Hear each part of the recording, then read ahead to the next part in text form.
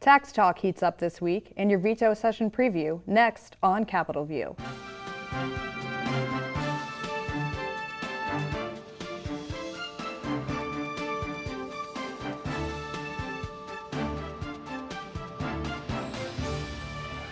Good evening and welcome to this edition of Capitol View. With me today to talk about Illinois politics is Bob Gough, editor of the QuincyNews.org. Bob, thanks for being here. Thank you. Charlie Wheeler, director of the Public Affairs Reporting Program and a former State House reporter for the Chicago Sun-Times. Charlie, thanks for being here. My pleasure, Jamie. And Ray Long, the State House bureau chief for the Chicago Tribune. Ray, thanks for being here. Good to be here today. Before we start talking about veto session, I'd like to do a little bit more wrap up on the elections last week. Okay. Ray, you were in Chicago doing some coverage. Can you tell me a little bit about what you saw up there and particularly how Obama's visit really impacted the turnout? Sure. Barack Obama came to the University of Chicago in the last weekend before the campaign, before the election ended November 2nd. And he fired up a huge crowd there. There were tens of thousands. Mayor Daley showed up. I've covered him for 20 years. It was one of his more fiery speeches. He told people that Chicagoans are going to go out to the polls, they're going to support the president, and they're going to come out and vote for Democrats. Obama, of course, was there trying to push the vote for not only Alexei Giannoulias, but he was also trying to help out Pat Quinn. It was a big opportunity for a lot of the local Democrats to get out there and raise a ruckus and get some cheers. And you saw Tony Preckwinkle, the Cook County Board, now president-elect, trying to rouse some votes, get some people excited. But Obama himself electrified the crowd. He's still got it, at least in his home base. And Daley's getting in maybe some more fiery speeches while he can. Yeah, right. Maybe he's just letting it go at the end. So on the flip side of that, you were also at Brady's concession speech in Bloomington. Can you tell us a little bit about what the feel was there? Right. Totally different, obviously. It was a hotel in Bloomington. There were a lot of well-wishers there who thought that Brady was going to be the one who pulled it off. Brady, I think himself, thought he was going to win this race. He even said during his concession that, hey, you know, our polls said that we were out there ahead and everything, but he congratulated Quinn. It was kind of a moment where he was, you could tell, not quite ready to lose his composure, but his wife clearly had to wipe back a couple of tears during this period, but Brady did say, you know, congratulations to the governor, and he's ready to work with him, may even have a sandwich with him at Manny's Deli in Chicago later. And it's true, this was pretty difficult for him. A lot of people thought he was going to win. He's been commended for handling it in a pretty classy manner that day. So another disappointment coming out of the election would have been for the Green Party. Green Party candidate Rich Whitney failed to reach the 5% threshold to get certification for his party this time around. Charlie, you've written a few columns for us on Rich Whitney. What do you think this means for the Green Party in the future, and why weren't people as excited about him this time? Well, I think it was sort of an anomaly that Whitney got the 10-11% he did last time out. It was people faced with a choice: Rod Blagojevich, Judy Var-Topinka, and her running mate Joe Burkett, the DuPage County State's attorney.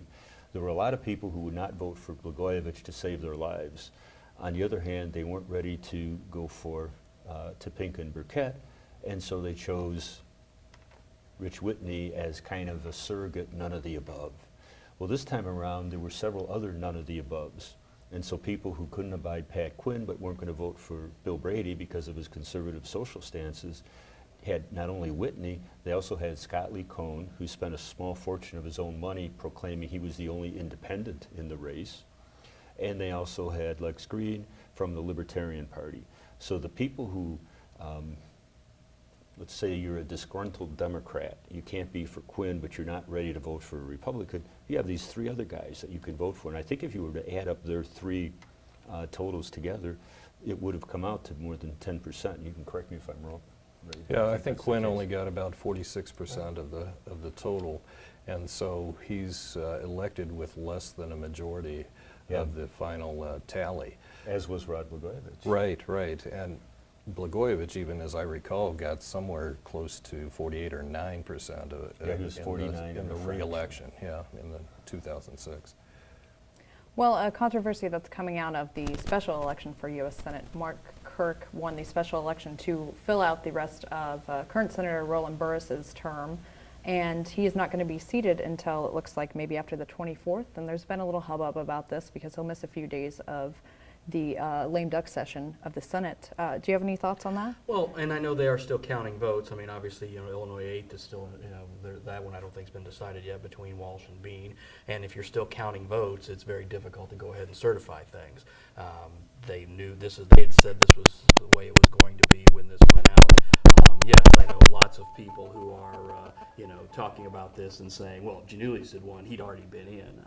I don't think that's the case. I mean, they've talked about how this process was going to be a little different. The other thing, though, that has made people give notice of this is the fact that the senator in Delaware, Chris Coons, and the senator in West Virginia were seated like that. So that is something else that has, because they had actual openings there.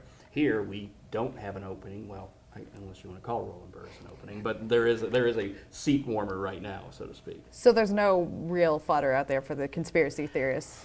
No, and if they were to think about it in political terms, it's sheer and utter nonsense. What difference does it make? If Mark Kirk were out there today, would he make any difference in the lame duck session? No. Well, he sure seemed to think so during his campaign. Oh yeah, he was campaigned on selling it that. quite a bit. But think about it. The only way he would have made a difference would have been if the Republicans had 50 other Senate seats. He would be the 51st so that Joe Biden wouldn't break ties. The Republican ability to dominate the process or obstruct the process, they can't get anything done, but they can obstruct, is based on the filibuster rules. And as long as there are 41 Republicans, they can stop the Democratic majority from doing anything. Now, if Mark Kirk were there and there were 42, or a couple other guys were 43, 43 isn't any better than 41 in terms of being able to filibuster. So it really is a tempest in a teapot. I personally think that the people who are promoting this are taking advantage of people who maybe aren't as sophisticated in understanding the ins and outs, but the people who are promoting it are doing it as a way to fire up the base, get them to send in money because these evil Chicago Democrats are trying to steal something from Mark Kirk, and it's just a way to whip up the faithful. I think there's been a whole lot of this type of hyperbole that has been out there, and to the point of going over the line in facts and what is reality, and thus you've seen a lot of this type of ruckus that Charlie's been talking about, and I'm not sure that it really helps the general dialogue, the civic dialogue, if you will, to really educate the people about what is going on. When you see the facts, you see that it's not that big a deal. This was set a long time ago. If Alexei Giannoulias had won, he would have been at the same type of deadline too. So it's very strange how it's all turned out. Well, and the special election process is pretty atypical, and it's pretty esoteric and not something that people are really excited And to the learn the ins timetable and was outs also of. set by a federal district judge. Well, Charlie, speaking of maybe not getting things done, another thing that didn't happen You're going last to tease week. me about not having my papers graded? is, no, I'm not your student anymore, so I'm okay with that. Another thing that maybe didn't happen last week was a vote on pension borrowing. The Senate came back to consider around $4 billion in pension borrowing to make our required payment for this fiscal year. There wasn't a vote. Democrats are saying they need Republican votes. It looks like there aren't any right now. What is the impact on the pension system if this doesn't happen? They're already selling off some assets to make payments. I mean, what's in the future for the pension system? Well, ultimately, the payment will be made.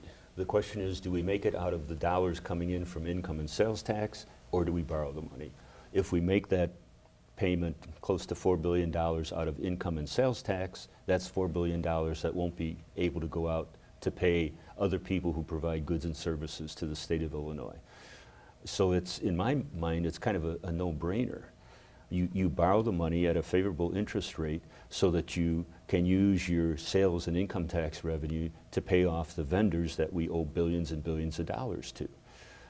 And if you change the law saying we're not going to make a payment at all this year, you wind up over the long haul, losing tens of billions of dollars for the pension systems in terms of investment income that won't be realized because the money's not there to invest. And as you mentioned, the systems are selling off their assets now, which is really a bad precedent, and they will have to do that until the money comes in. And as I said, unless the legislature changes the law, that money will come in. The question is, where does it come from? Whose ox gets gored to provide those funds that the law requires be paid?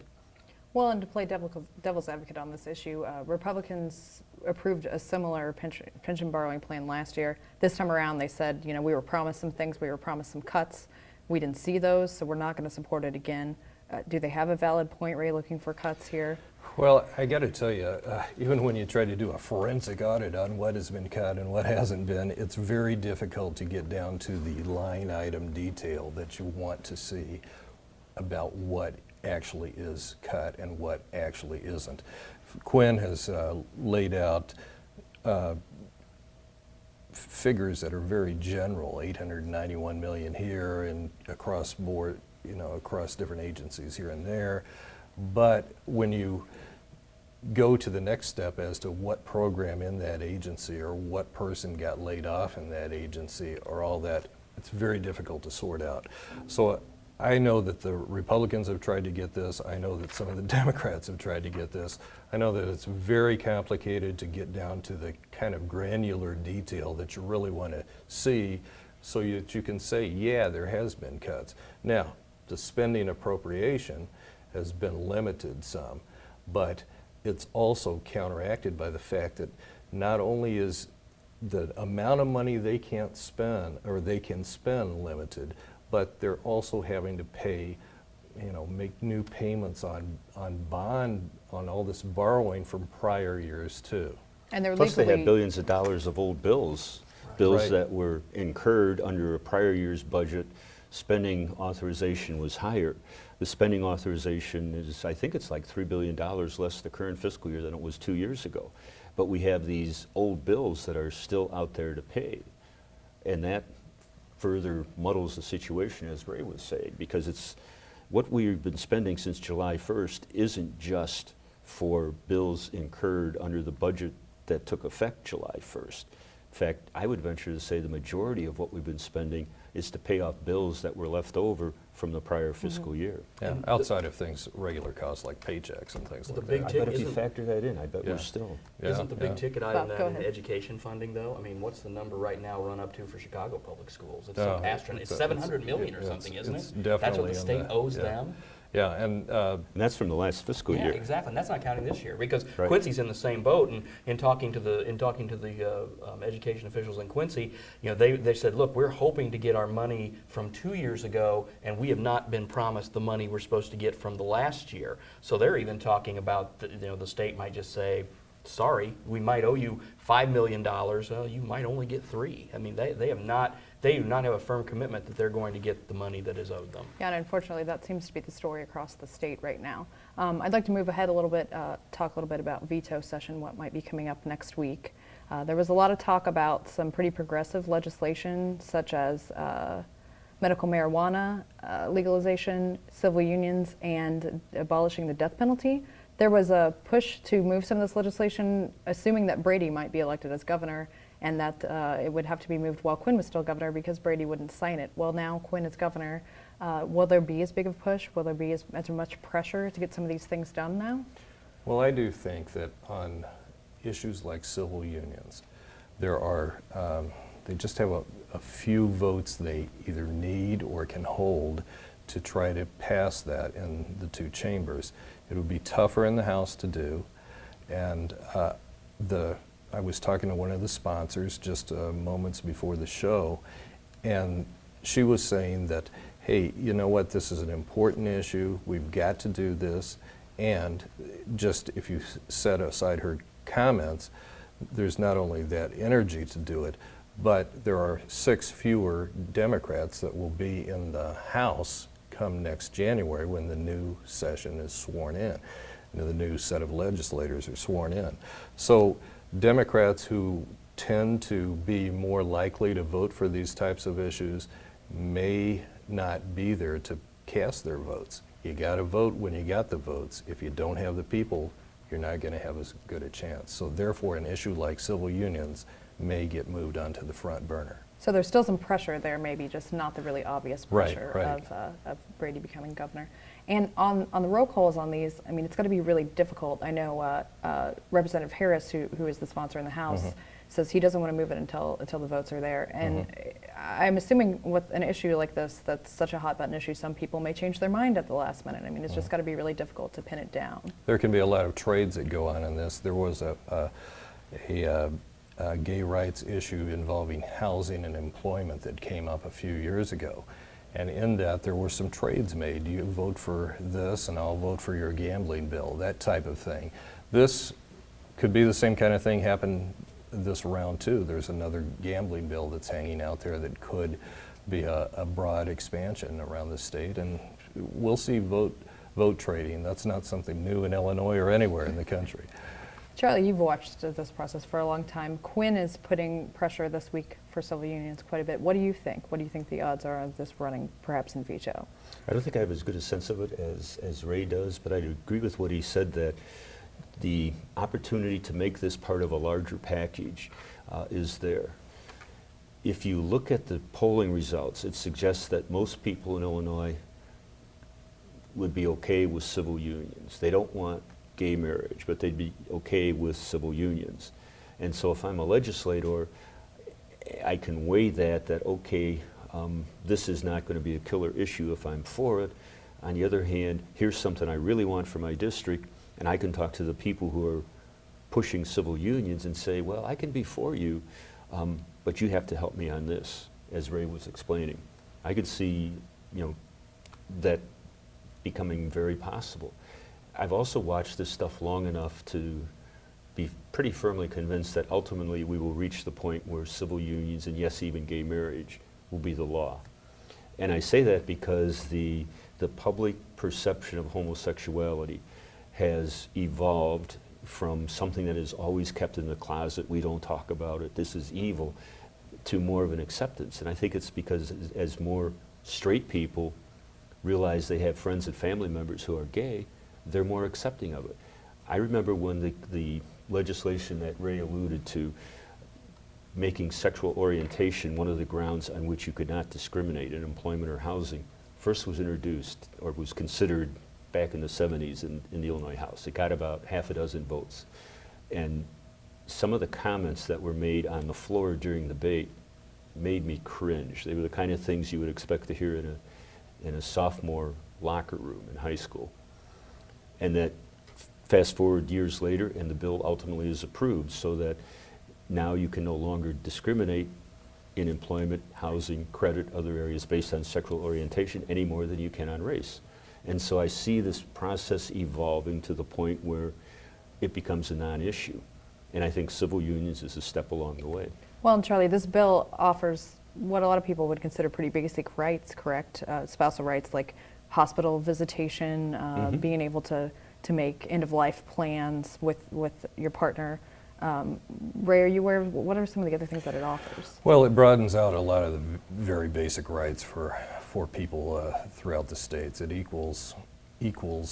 puts them on equal footing with people who are in marriages in many cases. But it's not the same fully, and there are some exceptions. I'm not familiar with them all, but it's one of these things that they're getting smoothed out and could be negotiated all the way to the end. Well, I'd like to finish up by talking about the budget a little bit today. Governor Quinn has been talking about his 1 percentage point, income tax increase pretty much any time he can this week. Crain's Chicago Business reported today that Speaker Madigan has scheduled, it looks like around 8, I believe, session days in January. So there's some speculation that maybe that's an opening for talk about a tax increase. What do you guys think? What's going to happen here? I think we're going to be talking about this for a while. Well, I think that Quinn is claiming he has a mandate for this now, so he's going to run with it. And it's how far does Madigan let him run? The 1% probably not enough to take care of what really needs to be taken care of. It's probably going to have to be higher if the state is truly going to look at solving the problem and not just passing it off. I mean, I'm hearing, possibly, maybe 2.5% to try to get that going. What are you guys hearing? Well, it occurs to me there's already legislation that the Senate passed 2 years ago that would increase the income tax rate by 2 percentage points, expand the sales tax base to cover certain services, provide targeted tax relief to lower and middle income taxpayers. The bill passed in the Senate with 31 votes, all Democrats. It has not been called in the House. It's sitting in the House Rules Committee. I think that could be the vehicle for which we do raise the taxes. And I think the election results are interesting because that bill passed the Senate with 31 Democratic votes. Of the Democrats that were up this time around who voted for it, only one of them lost. DeMuzio? Yeah, Senator Deanna DeMuzio. Just before the show taping began, a day or so before, Mike Nolan from Elgin, who was one of those yes votes, who was really in a very hard-fought race with former Senator Steve Rauschenberger. Rauschenberger conceded. Nolan won by a handful of votes despite having voted for it. There was a different type of tax bill representing Quinn's initial plan, the 1 percentage point that was voted on in the House. It had 42 affirmative votes from Democrats. 41 of those Democrats were reelected. 5 incumbent Democrats in the House lost their seats. 4 of them voted no on the tax increase. So you can look at those kinds of figures and you say to yourself, well, maybe voting for an income tax increase is not the kiss of death. Maybe it's not like slitting my throat politically. Well, and Quinn himself Yeah. came out way ahead. We heard back in the early days of 2009, after he was sworn in, that he was for an income tax increase, an even bigger one than he's got on the table now. And he went out, everybody in America, at least in Illinois, of course, should have known that Quinn was for a tax increase, and he still won. Not big, but he still won. Well, he has said, actually, during his campaign that he would veto any tax increase that wasn't this 1% that he campaigned on. Charlie, do you think he would be crazy enough to do that if they passed that Senate tax increase? I mean, isn't he going to sign that? I would say one of the things that Pat Quinn has shown during his brief tenure as governor is that he is very flexible on positions. That's a very nice way of Changing putting it, Charlie. circumstances. Judicious. And I'll tell you what, if he got the bill that passed the Senate, if by some fate or whatever it passes the House and it's sitting on his desk, he would be a sheer and absolute idiot to veto it. And if he were sitting right where you're sitting, Jamie, I would tell him the same thing to his face. I know you would, Charlie. Well, looking at another factor in the budget, it was brought up earlier, gaming. Senator Terry Link is interested in pushing some kind of gaming expansion. He has backed gaming expansion in the past. It looks like maybe slots being allowed at racetracks and maybe having some more casino licenses. Is this going to fly? I mean, Quinn has not been real excited about it. They're talking about, 3 in Chicago, 1 in Danville, I believe, is what they're looking at. And I think one in the northern suburbs Yeah, too, right? yeah, that's By one of the Waukegan 3 in Park that City. area. Yeah, it's land-based in Chicago, a big gambling palace, and then 2 in the suburbs, and then the Danville one, yeah. I think the interesting thing is the numbers just came out, I believe, yesterday or today that talked about how gaming revenues are down and they're blaming the smoking ban and they're just blaming the economy. And, when you look at this, I think they're going to target these in a way where they're going to be on border states where they might be able to compete and possibly take money away from revenue. I mean, I just don't see putting more boats meaning you're going to get more revenue, especially in this climate. It's got to come from somewhere. Is it going to keep people in Chicago from going over to Indiana? And I think that's really where it's going to come from. And Danville probably the same way. I believe Senator Jacobs talked about how it was ironic that Rock Island County had more boats in it, more casinos in its area than the city of Chicago did. So I mean, I think it's going to happen, and I think this might be one of those positions that Pat Quinn might prove his flexibility on. So to speak. Well, he did on expanding video gaming and allowing video gaming in bars and restaurants. He wasn't thrilled about that, but he ended up signing off on it, although that really hasn't done so well on being rolled out. Would this be a possible way to supplement the budget since we're missing some of that money? Could some of it possibly go to capital projects or? The way the law is currently structured, the money from riverboat gambling, the state's share of the money, is funneled into something called the Education Assistance Fund, which can only be used for, as the name implies, education, higher education, elementary and secondary education. So if they were to follow that same format, the state's share would go into education. Now, that would free up dollars, perhaps now going to education, to be used for other things. Part of the deal also is going to involve, I think if it's going to succeed, it's going to involve giving the racetracks a piece of the action. There's talk of allowing slot machines at racetracks, giving something to the existing casinos. There's talk about allowing them to increase the number of slot machines or gaming positions that they have.